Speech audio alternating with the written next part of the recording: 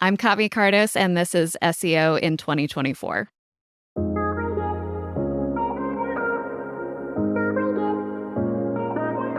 Kavi, what's your number one SEO tip for 2024?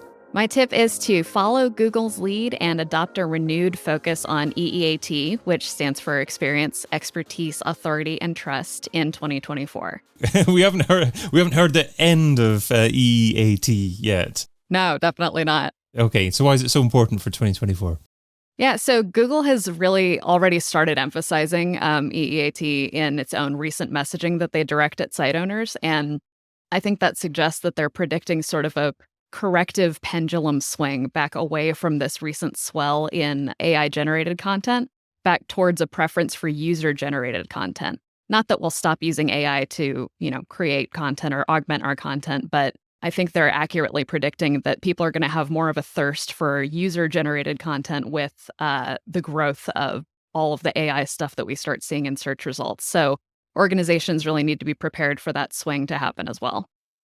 Great. Okay, so just before we dive a little bit deeper into how we augment or EAT for 2024, you mentioned AI. So what are the good ways of using, what are the useful ways of using AI within content in 2024? Yeah, so I'll touch on this just a little bit later as well, but I think that it's really important to have a process for getting AI to give you the output that you're actually looking for. And that often means, just knowing what the right input is to give to ChatGPT or whatever tool it is that you're using. So just, hitting copy and paste on the content that it spits out for you and then hitting publish sort of automatically without taking the time to refine your prompts and know exactly how you should be talking to those models is really important. And do you have any tips in terms of what to include in those prompts? Yeah, so we do a lot of this work at Uproar, and asking sort of the right questions up front and letting the model know exactly who the audience is and what the content is going to be used for is often really important. That helps to sort of refine the voice and tone that it will use in what it spits back out to you. If you don't do something like that, it sort of uses this generic tone that doesn't sound like it matches your brand, doesn't sound like it's authentic, like it's a human that's writing it. But if you sort of feed it a little bit more information up front, that tends to help sort of tweak it more closely to what your users actually need. Superb. Okay, and going back to EAT, one of the reasons why greater emphasis is being put on that is because of Google's relatively recent announcement of perspectives. The perspectives idea, I think, is really interesting. We haven't quite seen exactly how it's going to play out in its sort of final form just yet, but just the fact that they've introduced that to a new kind of search result suggests, like I said, that they are really predicting people are going to be clicking around and looking for human perspectives, user-generated content, content from subject matter experts, and not just what you see in those generic search results. And of course, we don't know if the SGE experience is going to play out exactly as it looks today either, but I think especially if it does, we will see more people clicking through to those perspectives results as opposed to just being satisfied with what's on that first page. Yeah, it's a neat way of perhaps keeping people on the SERP. Yeah, exactly. I mean, that's what they're after ultimately. So I'm sure we'll see plenty of that. So do you have any thoughts on the type of videos or other content that would classify as being appealing to Google when it comes to incorporating them as part of the perspectives results? Yeah, and I think video, you mentioned video specifically. I think that's a really important point, is that it's not just textual content that we're talking about here. It's, short form videos especially, and even like longer videos of the type that you'll see on YouTube and that kind of thing. When we're learning how to write in school, we're told, don't talk in the first person and make sure that you follow this sort of standard set of rules in writing about whatever your topic is. And I think that now we need to start thinking a little bit opposite of that and not be afraid to speak in the first person to say, my experience is this. This is why I am qualified to talk about this. And especially in videos, sounding like you're talking to a person, like you're advising a friend on whatever the topic is, rather than saying sort of more generically, this is true, XYZ, just talking like you're talking to a friend, I think it's going to come across more authentic, and I think it'll be rewarded in search results as well. You mentioned the phrase short form video, and you're talking about talking to a friend. I mean, I associate those types of videos as vertical videos. Are you imagining vertical videos? I am, yeah. And when I've played around with perspectives a little bit, not as much as I should probably, but I've seen a lot of that. And I mean, I think they're sort of to some extent looking at perspectives as a competitor for TikTok. So because Google sees so much of its traffic being pulled away by TikTok right now, I think they're thinking that that sort of short form vertical video is the best way to compete with what people are used to seeing on that platform instead. So is this a new form of content that content marketers, that thought leaders should be publishing? Or is it content that they're possibly already publishing if they're embracing Instagram or TikTok or other platforms like that?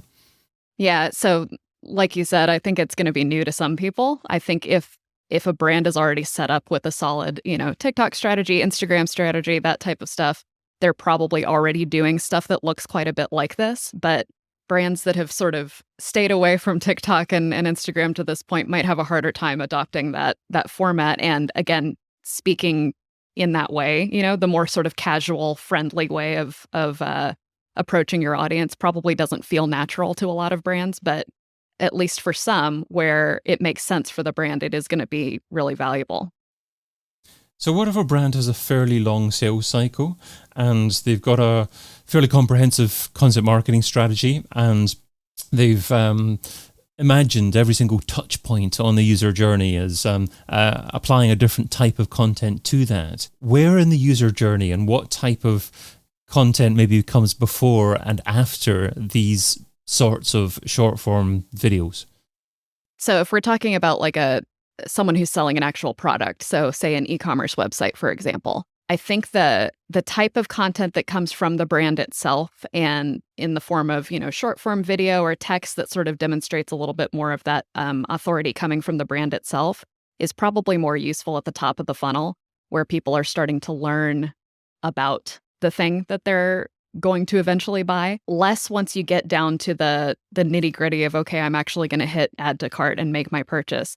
When you get to that point, I think incorporating more user generated, so in that case, customer generated content is even more useful. So encouraging comments, encouraging reviews, that sort of thing. We already know that Google is training some of their own models on reviews at this point. So they're obviously taking a much harder look at user generated reviews and considering those to be even more valuable than they did before.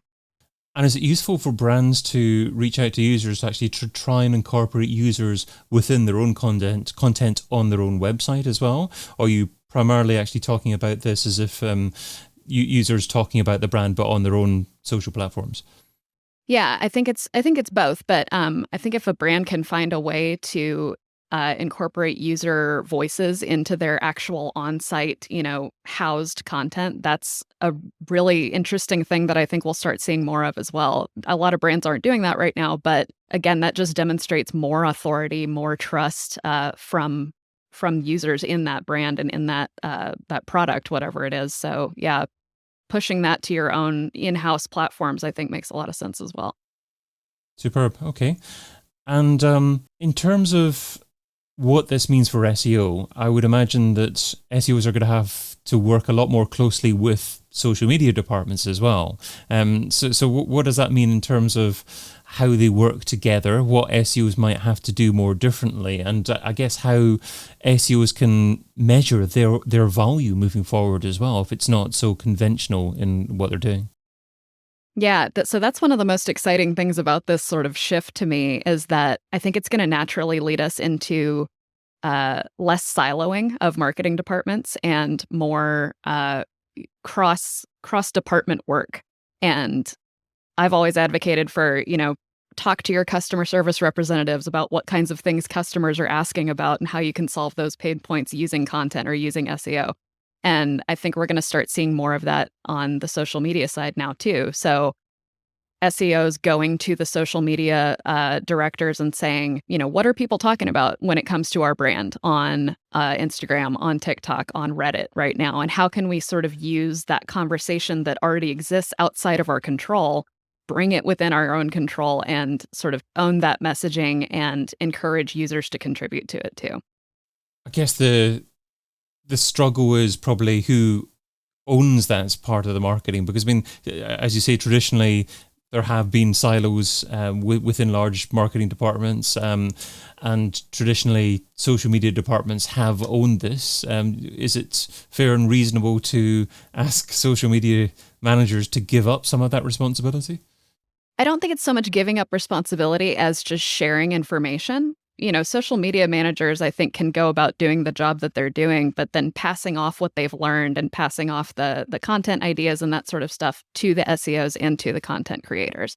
So I'm not sure it creates a much different division of labor, but sort of more collaborative work that we get to do together, which I think is really exciting. So how does this interplay with search generative experience? Do you imagine that Google are going to be delivering AI-powered results, but at the same time incorporating perspectives and an opportunity to stay on the SERP from there? Yeah, it sort of looks that way right now. And again, I don't know if, once SGE is fully rolled out, if it's going to look exactly like it looks right now, because they're certainly getting a lot of negative feedback on it at this point. I've heard quite a bit of chatter, around the SEO universe that SGE is sort of useless and is just kind of scraping results from, or language from, the top few results, and that's it. So what's the point when you can just scroll down and see the same thing, a few results down? So yeah, whether it rolls out the way that it looks now, I think is still in question, but we are going to have some version of AI generated results in our SERPs coming pretty soon. And perspectives, it looks like, is going to live sort of, in that top bar alongside your videos and your shopping and your images and that sort of thing.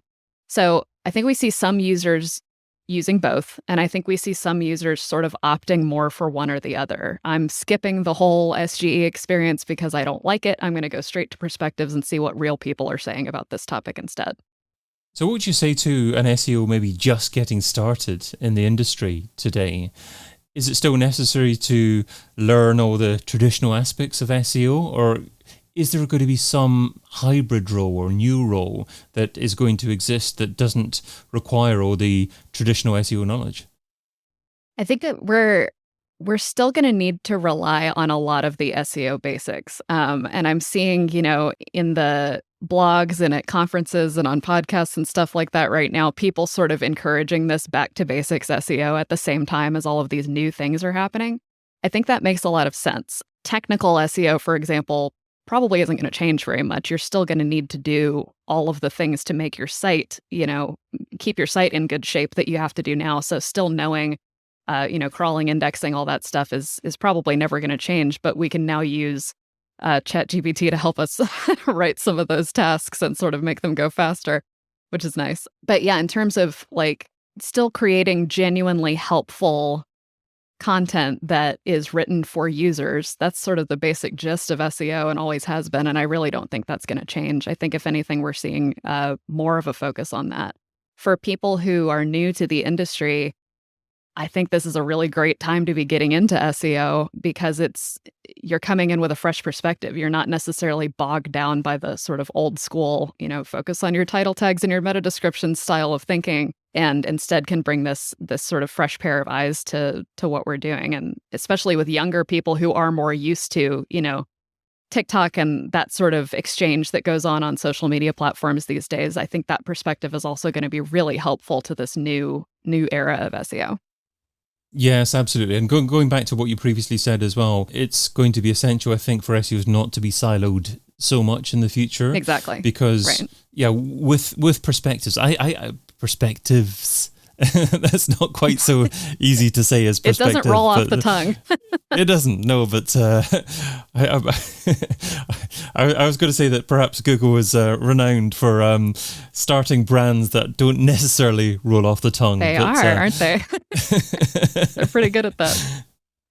But no, I was just going to say that you can imagine them perhaps bringing some kind of paid advertising opportunity into perspectives if that rolled out, because LinkedIn have brought in thought leader ads relatively recently as well, and hence the importance for SEO just to be aware of other opportunities that can capture customers at that point and perhaps give them some data points, some opportunities to test the level of traffic and conversions out there for keywords or audience targeting opportunities that they may want to target organically in the future. Right. Yeah, for sure. And, in perspectives, when you think about putting paid ads into perspectives, especially, it seems a bit counterintuitive to what they claim to be doing with that feature.